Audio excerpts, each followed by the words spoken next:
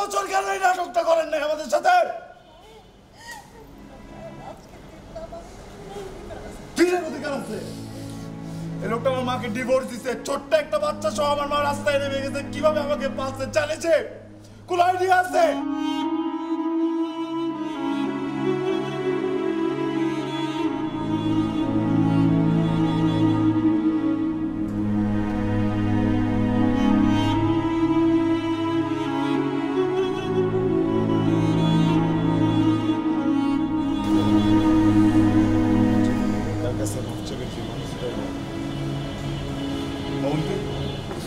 চলে যেতে বলো। আপনি সুন্দর মতো এখান থেকে বেরোন, না আমি কিন্তু ঘাট ধাক্কা দিয়ে বের করে দিব। অবন্তি বেরোতে বলো। এত বছর কেন এই নাটকটা করেন নাই আমাদের সাথে? কিসের অধিকার আছে?